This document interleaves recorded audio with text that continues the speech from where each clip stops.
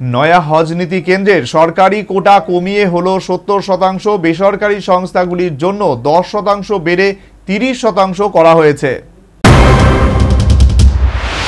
2025 সালে নয়া হজ নীতি প্রকাশ করল কেন্দ্রের মোদী সরকার, যেখানে সরকারি কোটা 80% থেকে কমিয়ে করা হলো 70%। ফলে আগামী বছর থেকে বেসরকারি সংস্থাগুলির জন্য 10% বেড়ে হলো 30%।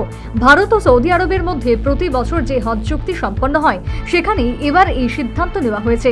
প্রতি বছর ভারত থেকে লক্ষ লক্ষ মুসলিম সম্প্রদায়ের মানুষ হজ যাত্রায় যান। এই হজ যাত্রার বেশিরভাগটাই আয়োজিত হয় সরকারের তরফ থেকে। 2025 সালকে মাথায় রেখে ভারত সরকারের তরফে পেশ করা হয়েছে নয়া হজ নীতি, যেখানে বলা হয়েছে ভারত সরকারের সঙ্গে সৌদি আরবের প্রতি বছর যে হজ চুক্তি হয় এবারও তা সম্পন্ন হয়েছে, যেখানে আগামী বছর হজ যাত্রীদের জন্য সরকারি সংরক্ষণ 70% করা হয়েছে।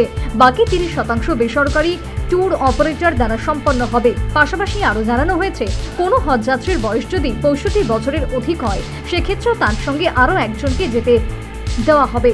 এছাড়া হজ যাত্রীদের সুবিধার জন্য আগামী বছর আনা হচ্ছে হজ সুবিধা অ্যাপ, যার মাধ্যমে পুণ্যার্থীদের জন্য আপদকালীন পরিষেবা সহ অন্যান্য নানান সুবিধে পাওয়া যাবে। এখানে বিদেশে থাকার ব্যবস্থার পাশাপাশি কোনো রকম সমস্যায় জরুরি নম্বর থাকছে এই অ্যাপে।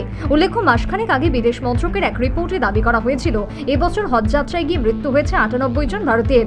এই সবকটি মৃত্যু স্বাভাবিক মৃত্যু বলে দাবি করা হয়েছিল সরকারের তরফে। তবে প্রবল গরমের জেরে চলতি বছরে হাজারেরও বেশি হজযাত্রীর মৃত্যু হয় সৌদি আরবে।